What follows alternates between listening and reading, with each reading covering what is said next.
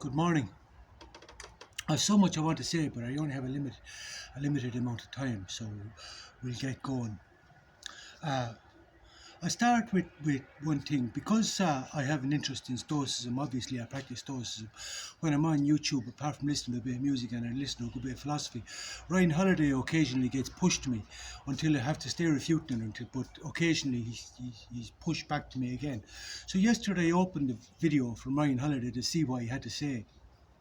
And he began the video with what the Stoics want you to do, what the Stoics want you to do. And I just said, oh, fuck off. Oh, fuck off. Who gives a fuck what the Stoics want you to do? And then I was sort of saying to myself, why do you keep pushing this prick to me? Because he reminds me of a Christian preacher preaching a doctrine. This is how you are to behave. This is how you are to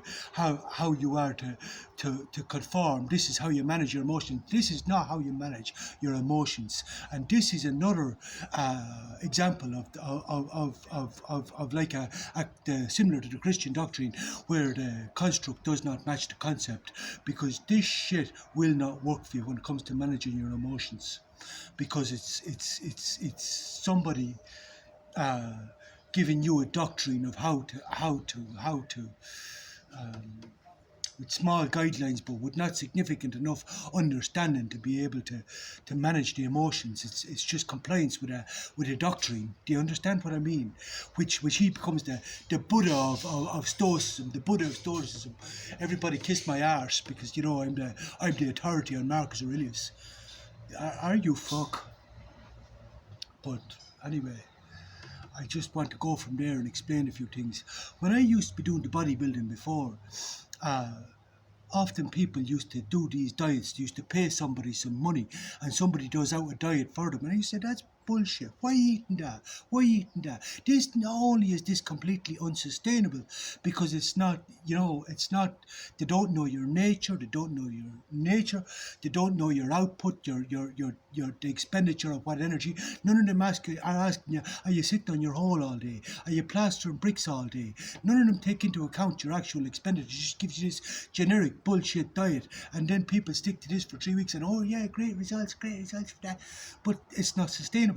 It's not sustainable, because they haven't taken so many variables that they have not taken into account, that only you can take into an account. Only you can take into account. But you have to start thinking about all these variables, not just adhering to a doctrine or a stupid fucking diet that some cunt gives you. Do you know what I mean? These generic bullshit diets, these generic universal fucking moralities, universal fucking values, universal diets are bullshit. Now, I'll go from there and I'll just explain a few things. Like, for example, I want to give you an example of this. The other day, I was talking about, what Marcus Aurelius said. A man has to be able to stand upright and not be held upright by others. The thing about this is that it can't be out of pride, and that's the point I'm trying to make, that it can't be as a result of pride, because it'd be very easy to have someone who would be what do you call it, a propensity for being very prideful. And it's very easy when you have a propensity to be very prideful to adhere to this as a doctrine and say, oh man, I have to be able to stand upright and not be held upright by others, and that's my unshakable principle. And as I say, the universe will come along and shove that right up your ass, and that's going to cause you a lot of suffering. But the whole point of this is,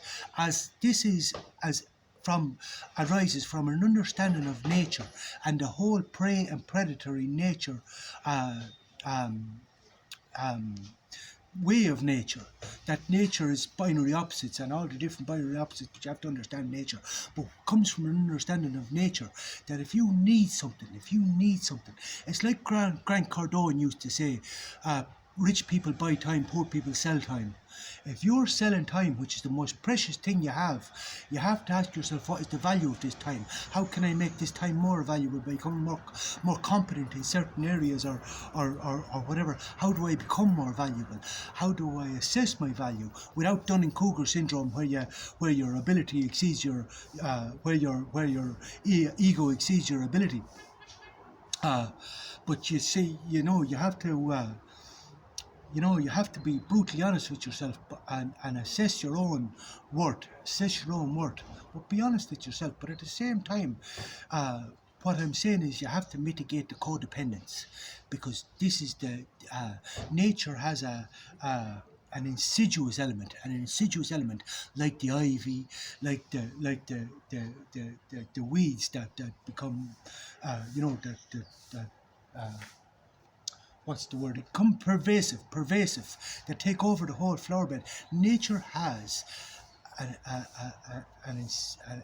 insidious element. Like, you have all these codependents, and these codependents need to feel valued. These needy fuckers, they need to feel valued.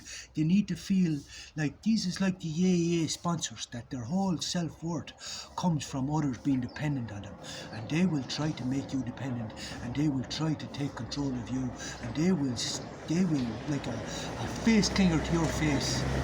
And you have to negate this, and you have to be aware of this, and it comes from an understanding of nature.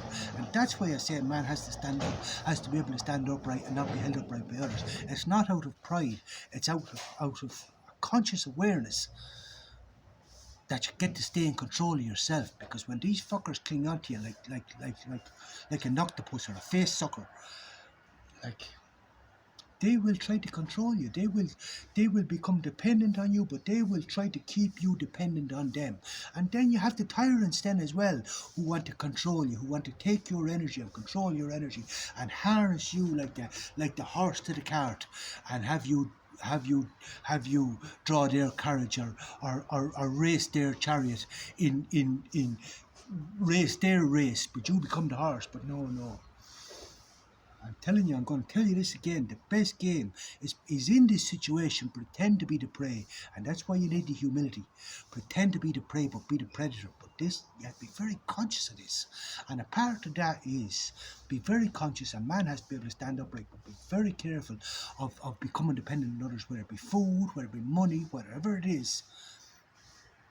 You have to be very conscious of this, that these fuckers, the codependents and the tyrants and everybody, and this is the predatory design of nature, that prey and predator, but people will prey on you.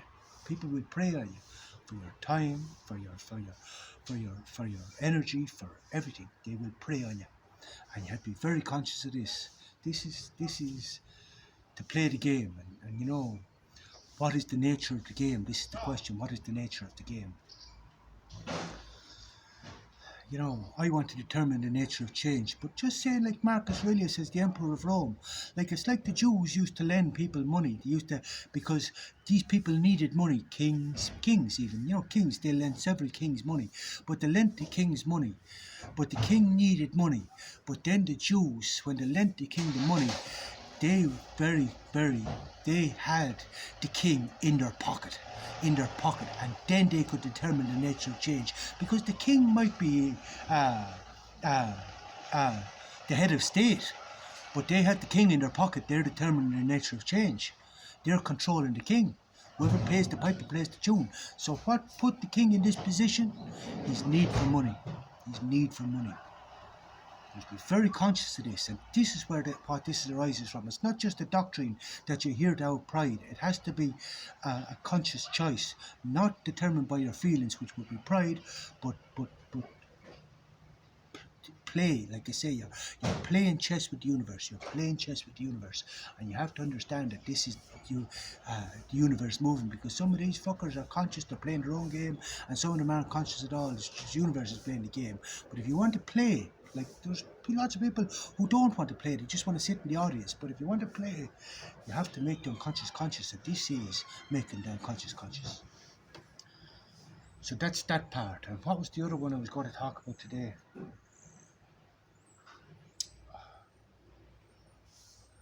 Um, I forget. That's enough for today anyway. Good morning.